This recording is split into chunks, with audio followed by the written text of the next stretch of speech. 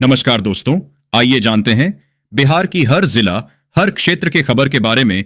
नीतीश सरकार 10 कौन-कौन से नियम और योजना लागू किए हैं। महिला के खाते में रुपए कब आएंगे। सहारा इंडिया निवेशक को कितना पैसा मिलेगा और कब मिलेगा। आपको विस्तार से एक एक करके सभी योजनाओं नियम के बारे में बता रहे हैं। तो दोस्तों, वीडियो को सब्सक्राइब नहीं कर रहे हैं तो सब्सक्राइब कर दीजिए, साथ ही साथ चैनल को एक लाइक भी कर दीजिए। तो चलिए देखते हैं अगले बड़ी खबर। जीविका से जुड़े जितने भी महिला हैं, नीतीश कुमार के मंत्री ने 2 लाख रुपए भुगतान करने का तारीख अप टू डेट कर दिया है। दिसंबर महीना के लास्ट सप्ताह से जनवरी महीना के पहला सप्ताह के अंदर विभाग से कर्मचारी सभी एक एक लाभार्थी के दरवाजे तक पहुंचेंगे और सर्वे कंप्लीट करेंगे। आप सभी यह योजना के ऊपर मद्देनजर रखते हुए अपना अपना रोजगार व्यवसाय को चालू कर दीजिए, जैसे बकरी पालन, मुर्गी पालन, सिलाई।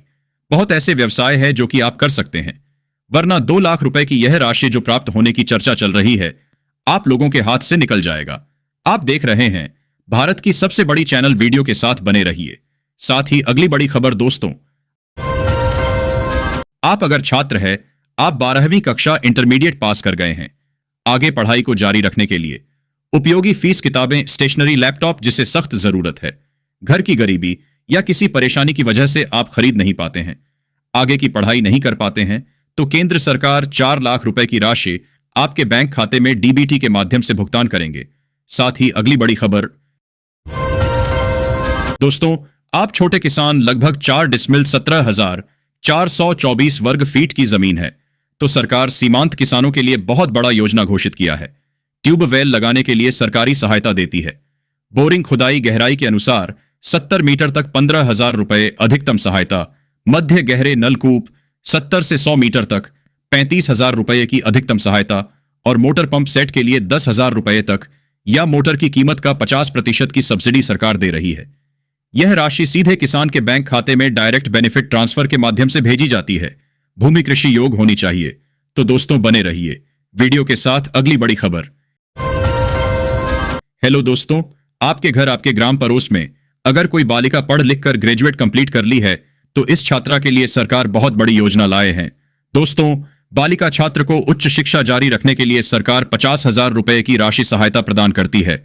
तो दोस्तों, बने रहिए वीडियो के साथ। आगे यह राशि 25,000 रुपए थी, लेकिन इससे बढ़ाकर 50,000 रुपए कर दिया है, और यह राशि सीधे लाभार्थी को बैंक खाते में सरकार भेजती है।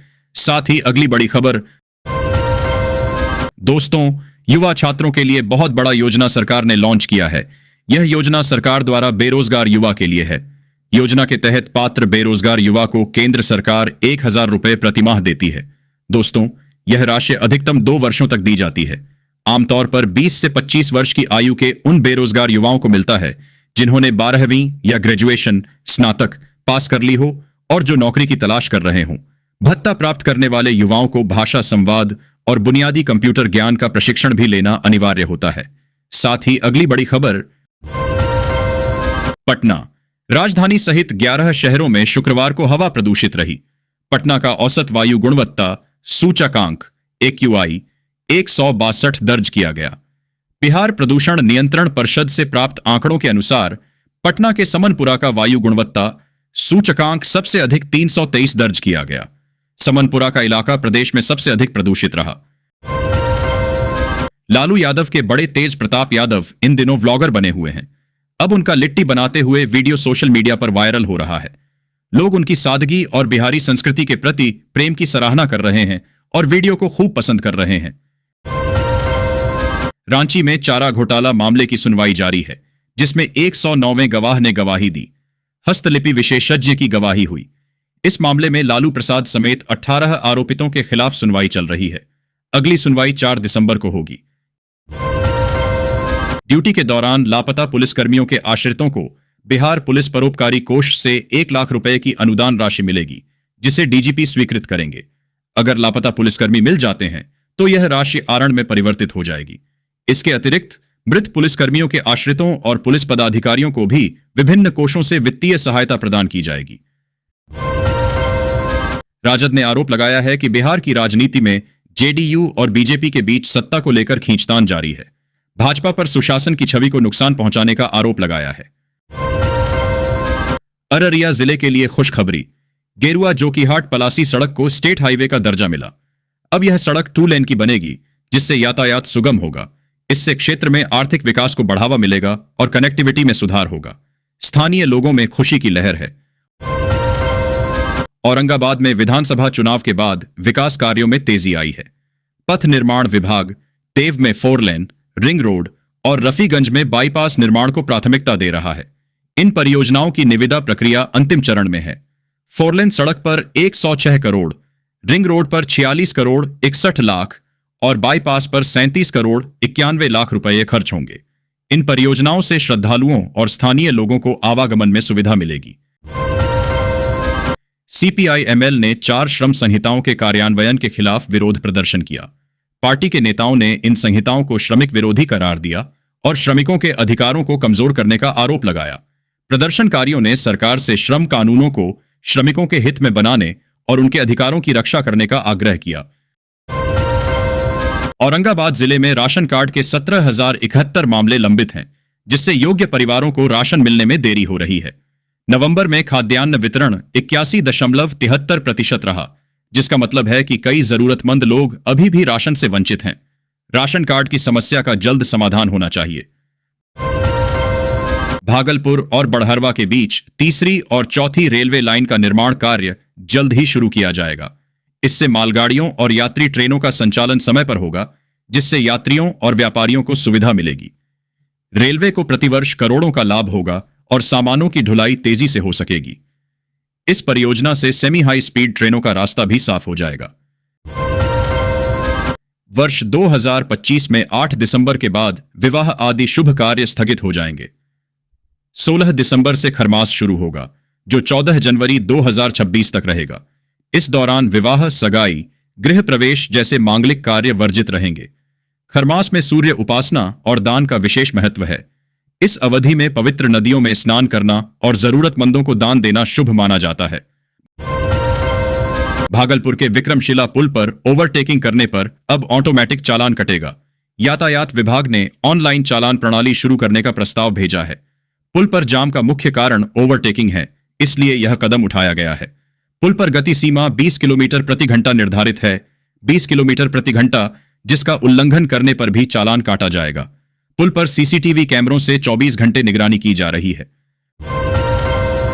मुजफ्फरपुर में राज्य अंतर प्रमंडलीय विद्यालय बालिका बैडमिंटन प्रतियोगिता का समापन हुआ, जिसमें पटना प्रमंडल ओवरऑल चैंपियन बना। अंडर 14 में तन्वी आर्या, अंडर 17 में नंदिनी कुमारी और अंडर 19 में गरिमाश्री एकल विजेता रहीं।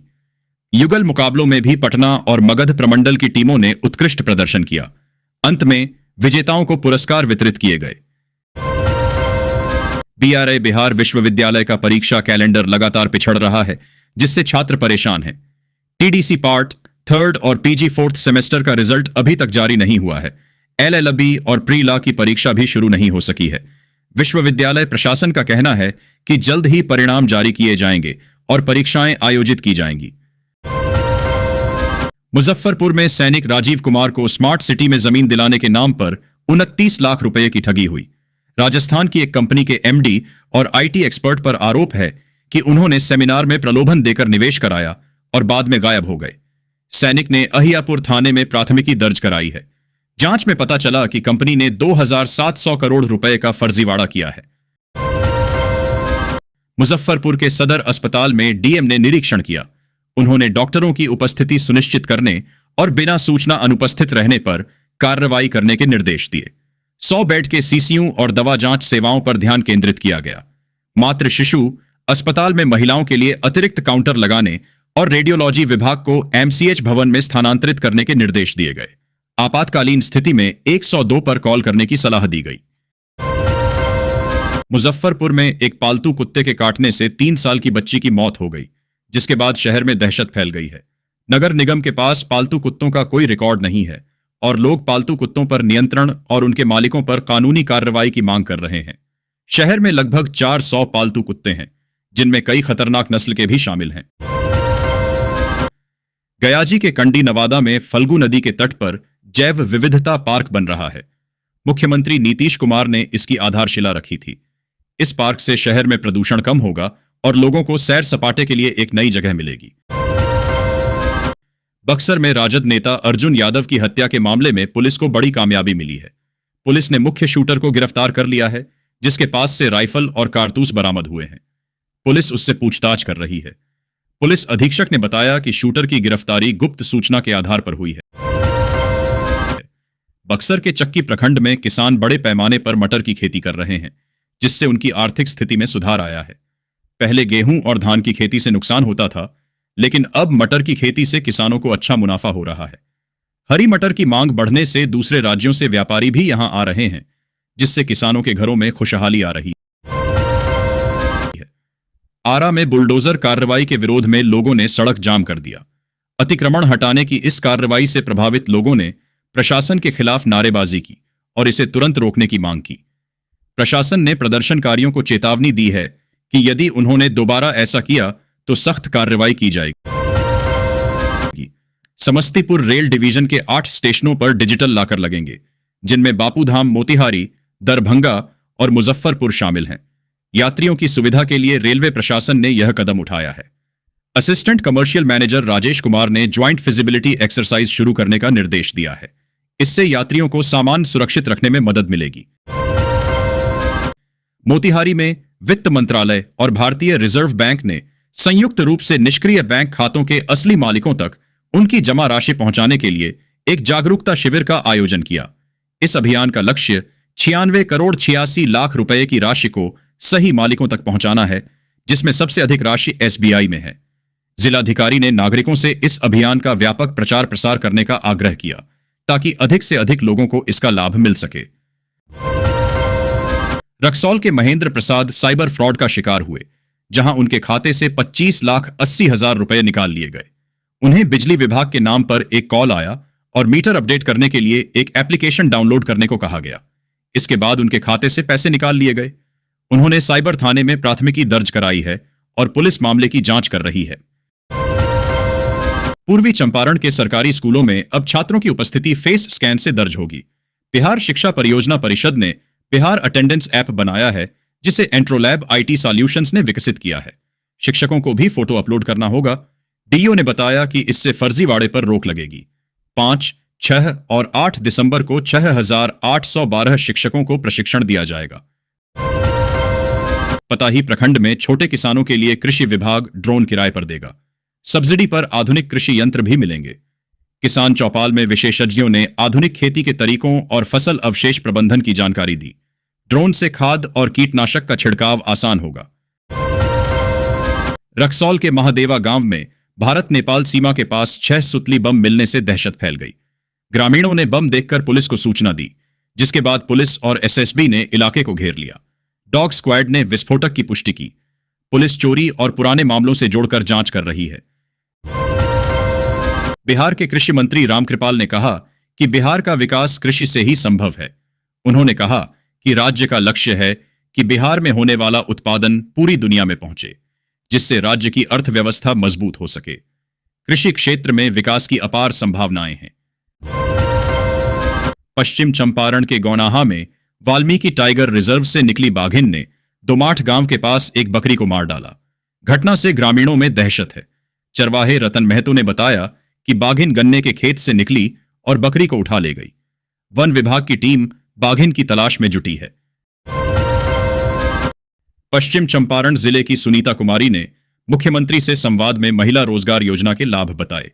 उन्हें 10,000 रुपए मिले, जिससे उन्होंने किराना दुकान शुरू की और अच्छी कमाई कर रही हैं। मुख्यमंत्री ने जिले की 42,945 महिलाओं को 10-10 हजार रुपए ट्रांसफर किए। इस योजना से अब तक 7,20,000 महिलाएं लाभान्वित हुई हैं, जिससे उन्हें आत्मनिर्भर बनने का अवसर मिला है। गोरखपुर सिलीगुड़ी एक्सप्रेसवे परियोजना के अंतर्गत नौतन पंचायत स्थित कब्रिस्तान के आने से मुस्लिम समुदाय चिंतित है। उन्होंने मंत्री नारायण प्रसाद और सांसद संजय जायसवाल से कब्रिस्तान को बचाने की गुहार लगाई है। समुदाय का कहना है कि एक्सप्रेसवे के लिए आसपास खाली जमीन है, जिससे कब्रिस्तान को सुरक्षित रखा जा सकता है। मंत्री ने इस मामले में अधिकारियों से बात करने का आश्वासन दिया है। उत्तर बिहार में अगले 3 दिनों तक मौसम शुष्क रहने का अनुमान है। इस दौरान बारिश की कोई संभावना नहीं है, जिससे लोगों को गर्मी से राहत मिल सकती है। हवा की गति 5 से 6 किलोमीटर प्रति घंटे रहने का अनुमान है, जिससे मौसम सुहावना बना रहेगा। तापमान में विशेष बदलाव की संभावना नहीं है। सीतामढ़ी में उर्वरक निगरानी समिति की बैठक में विधायकों ने सीमावर्ती क्षेत्रों में उर्वरक तस्करी रोकने पर जोर दिया। उन्होंने एसएसबी के साथ समन्वय स्थापित करने और बीज वितरण में पारदर्शिता सुनिश्चित करने का निर्देश दिया। रबी मौसम के लिए उर्वरकों की आपूर्ति सुनिश्चित करने और कालाबाजारी पर रोक लगाने की बात कही गई। जिलाधिकारी ने उर्वरकों की उपलब्धता में पारदर्शिता रखने का निर्देश दिया। पूर्णिया के इंजीनियरिंग कॉलेज में विज्ञान मेला आयोजित किया गया, जिसमें छात्रों ने विभिन्न प्रोजेक्ट प्रदर्शित किए। मुख्य आकर्षण ईवीएम से अलग वोटिंग मशीन रही, जो फिंगरप्रिंट से पहचान करती है और बोगस वोटिंग रोकती है। छात्रों ने प्रदूषण नियंत्रण यंत्र भी बनाया, जिसकी सराहना की गई। बिहार की राजधानी पटना अब सीमित दायरे से बाहर निकलने को तैयार है। आज राज्य सरकार एक बड़े बदलाव पर मुहर लगा सकती है, ग्रेटर पटना प्लान, जिसके तहत पटना सोनपुर बेल्ट में नया शहर बसाने और आसपास के 11 शहरों को सैटेलाइट सिटी का दर्जा देने की संभावना है। बिहार सरकार ने राज्य में 25 चीनी मिलों को फिर से शुरू करने का फैसला किया है, जिससे दरभंगा जिले के केवटी प्रखंड की बंद पड़ी रैयाम चीनी मिल के पुनर्जीवन की उम्मीद जगी है। अमित शाह ने चुनाव में यह वादा किया था। मिल शुरू होने से गन्ना किसानों को फायदा होगा और रोजगार के अवसर बढ़ेंगे। रैयाम चीनी मिल कभी अपनी गुणवत्ता के लिए प्रसिद्ध थी और हजारों टन चीनी का उत्पादन करती थी। लोजपा रामविलास के स्थापना दिवस के मौके पर पार्टी के राष्ट्रीय अध्यक्ष सह केंद्रीय खाद्य प्रसंस्करण मंत्री चिराग पासवान दिल्ली से पटना आने के लिए दिल्ली एयरपोर्ट पहुंचे, लेकिन तबीयत खराब होने के कारण वापस आवास पर लौट गए। पार्टी के बिहार प्रभारी अरुण भारती ने इसकी जानकारी दी। चिराग पासवान ने दिल्ली से ही ऑनलाइन लोजपा स्थापना के रजत दिवस समारोह को संबोधित किया। भागलपुर में बन रहा पावर प्लांट बिहार या देश का नहीं, बल्कि पूरे एशिया का सबसे बड़ा प्लांट है। पीरपैंती प्रखंड क्षेत्र में ultra super critical thermal power परियोजना पूरा होने के बाद 2400 मेगावाट बिजली का उत्पादन करेगा। यह प्लांट पीरपैंती इलाके में सिरमतपुर और आसपास के गांवों की 479 हेक्टेयर जमीन पर बनेगा। इसके उत्तर दिशा में गंगा नदी है, दक्षिण में नेशनल हाईवे और पास में ही पीरपैंती रेलवे स्टेशन है। इसे 5 साल में बनाने का लक्ष्य है। अडानी ने इसका टाइमलाइन भी तैयार कर लिया है। फिलहाल गोड्डा में बनी ultra super critical thermal power परियोजना अभी तक एशिया का सबसे बड़ा प्रोजेक्ट है, जिसकी क्षमता 1600 मेगावाट है। सिर पर गमछे का मुरेठा बांधे हुए अपने खास अंदाज में कोचिंग पढ़ाने वाले अवध ओझा राजनीति के टेस्ट में खुद को अनफिट घोषित करते हुए बाहर निकल गए हैं। हाल ही में राजनीति से संन्यास की घोषणा करने वाले अवध ओझा ने बताया है कि उन्हें चुनाव लड़ने के बाद समझ में आया कि वह इसके लिए ठीक नहीं है। आपसे नाता खत्म होने के बाद ओझा ने एक बार फिर पीएम मोदी की जमकर तारीफ की है। उन्होंने कहा कि वह बहुत विजनरी और समझदार इंसान हैं। पटना का पीएमसीएच अस्पताल दुनिया का सबसे बड़ा हॉस्पिटल बनने की राह पर है। शुक्रवार को मुख्यमंत्री नीतीश कुमार ने पीएमसीएच का निरीक्षण किया। इस दौरान आपातकालीन इकाई भवन का निरीक्षण किया। मुख्यमंत्री 10 ने आपातकालीन इकाई में उपलब्ध कराई जाने वाली चिकित्सा संबंधी सुविधाओं और सेवाओं के संबंध में अधिकारियों से जानकारी ली। इसके बाद आपातकालीन इकाई भवन के तीसरे तल का निरीक्षण किया। इस दौरान मेडिसिन विभाग, दंत चिकित्सा विभाग, स्त्री और प्रसूति विभाग आदि का निरीक्षण कर मरीजों को उपलब्ध कराई जाने वाली चिकित्सकीय सुविधाओं की जानकारी ली। भोपाल सागर के जाशमा, अनोपपुरा और आसपास के क्षेत्रों में यूरिया खाद की भारी कमी से रबी फसलों पर संकट मंडरा रहा है। किसानों ने उपखंड अधिकारी महेश गागोरिया को ज्ञापन सौंपकर तत्काल खाद आपूर्ति की मांग की। प्रशासन ने सभी सहकारी समितियों को आपूर्ति के निर्देश जारी किए। बिहार की 18वीं विधानसभा का प्रथम सत्र 1 दिसंबर से शुरू होगा, जो पूरी तरह पेपरलेस होगा। पहली बार टैब से विधायक सवाल पूछेंगे। नेवा योजना के तहत विधानसभा की कार्यवाही में भी कागज के इस्तेमाल को खत्म किया जा रहा है। यूपी की विधानसभा में मई 2022 से पेपरलेस है।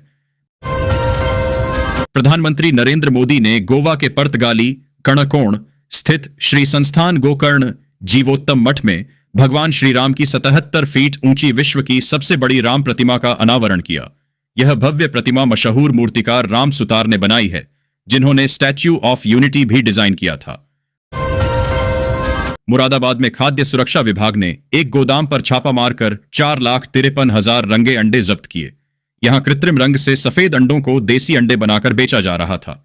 कथा, चाय पत्ती और सिंदूर का इस्तेमाल रंगने के लिए किया जा रहा था। गोदाम को सील कर दिया गया है और संचालक के खिलाफ मामला दर्ज किया गया है। लोक जनशक्ति पार्टी रामविलास ने पटना में अपना स्थापना दिवस मनाया। चिराग पासवान ने दूरभाष से संबोधित करते हुए जनता को धन्यवाद दिया और विकास का वादा किया। प्रदेश अध्यक्ष ने पार्टी की उपलब्धियों पर प्रकाश डाला और सांसद अरुण भारती ने बिहारी फर्स्ट विजन को आगे बढ़ाने की बात कही। सांसद राजेश वर्मा ने मुख्यमंत्री पद की उम्मीदवारी का इशारा किया। बसपा प्रमुख मायावती को लिखे पत्र में उन्होंने अपने इस्तीफा को लेकर निजी कारणों का हवाला दिया है। वहीं अपने कार्यकाल के दौरान मिले स्नेह, सहयोग और मार्गदर्शन के लिए पार्टी नेतृत्व का आभार भी जताया है। एक दिन पहले अनिल कुमार की मौजूदगी में पटना के महाराजा कॉम्प्लेक्स स्थित सभागार में बिहार चुनाव में पार्टी के प्रदर्शन की उच्च स्तरीय समीक्षा बैठक आयोजित की गई थी।